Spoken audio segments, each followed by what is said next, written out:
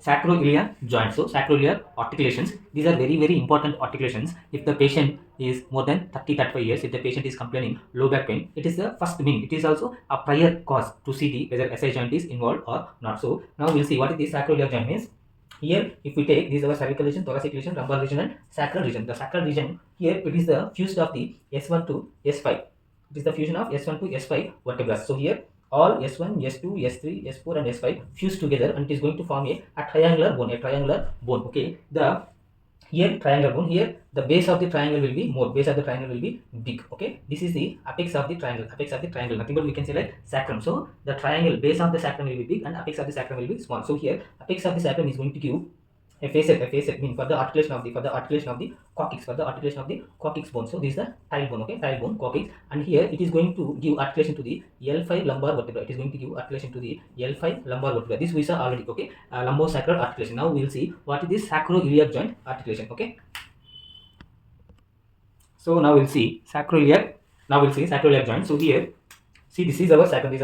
This is the facet for the L5 lumbar vertebra. That is the facet for the L5 lumbar vertebra. So here see here from S1, S2, S3 segments. These segments of the sacral, sacrum are going to create. They are going to create the articulation surface for the both right and left sides, and here, second point here, articulations are the mean, articulating facets are there on the both left and right side. It is combination of the L1, S1, S2, S3. Okay. After if we take hip bone, we know parts of the hip bone here, ilium, pubis and ischium. So these are ilium, pubis will be here. This is ilium, pubis and ischium. Ischium will be like posterior. So here both left and right. See here the ilium of the hip bone. Will be having the articulation facets for the sacrum.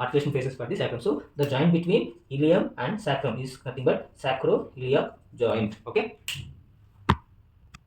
Now we'll see about sacrum. How it will be articulation. So the articulation surface, the articulation facet will be, it's like a C shape. Okay, it is like a C shape on the sacrum. If we take cartilage, so the cartilage of this C shape, articulating surface on the sacrum is overall thickness is the thickness of the cartilage is more. Compared to the iliac cartilage thickness. So here the point is the thickness of the sacral articulating surface cartilage is more, thickness is more compared to the iliac cartilage. So here two places cartilage will be there. No? So the sacral cartilage thickness is more compared to the iliac cartilage. Okay.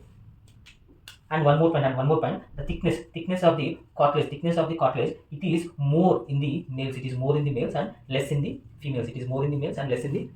Now we'll see about ilium. Ilia. So this is the ilium. Now we'll see about ilia. The ilia also C shape. Here also C shape articulating surfaces will be there, and here the cartilage thickness is less compared to the sacrum. Here cartilage thickness is less. So here this cartilage is nothing but the hyaline cartilage. Hyaline cartilage will be present. Okay, hyaline cartilage. So this is about the sacrum and ilium. So here the main point at the starting stage. Means early stages. The movements between sacrum and ilium. Simply sacroiliac joint will happen. Movements will happen at the early stages of the life. Later, by the age, the movements will become restricted. Simply we can say that ROM will come down in the sacroiliac joints. Here if we come to type, here we are having hyaline cartilage. Hyaline cartilage is there, means pakka it is a synovial joint. In that it is a plain synovial joint.